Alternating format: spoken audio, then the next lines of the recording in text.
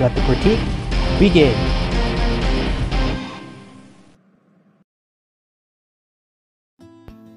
You know about all those films that are based on Broadway shows, right? Most recent one was Cats, I mean, come on.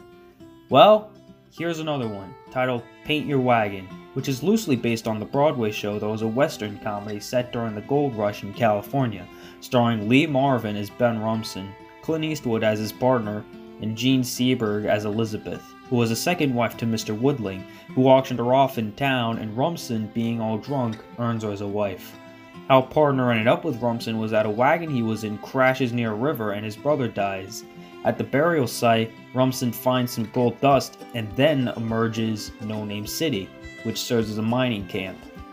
While Ben and Elizabeth are married, partner starts to fall in love with Elizabeth and a whole love triangle forms, meaning that having a wife is not as easy for Ben as he may have thought.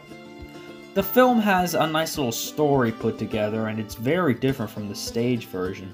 However, if there's one weakness with the film, it's that partner's real name is never revealed until the end. The problem with that is that there's no real mystery attached to it. I don't see any reason to keep the name hidden for that long or what the connection is. I don't know, I just don't like being confused like that, and if it's trying to make a funny joke, nice try. Admittedly, there are a few funny jokes in the film. After all, it's supposed to be a comedy, right? It's also a musical, which means there's going to be singing in it. The song numbers are pretty spectacular and the choreography is pretty good too. Most of the songs are taken from the play, such as They Call the Wind Mariah and Wandering Star, but there's also a few original songs written, such as The First Thing You Know and The Gospel of No Name City, where this parson comes in and preaches what the Lord would do about all the wickedness in town. Another original song is Gold Fever. I had no idea Clint Eastwood could sing. It was something he held back until his work in this film. When the film came out, it got negative critical reception, but over time it seemed to become a cult classic, and Lee Marvin's rendition of Wandering Star was used for that one Amazon Prime TV commercial. You know, the one where the dog had a bad leg?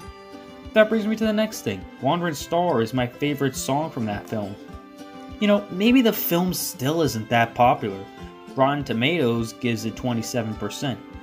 Pretty sure the majority of people who gave those bad reviews don't even like musicals. Something to state, if you don't like musicals, why the heck are you even watching them? If you got something to hate on about this film, I'd love to hear what you have to say, but there's actually more good in this film than you give it credit for.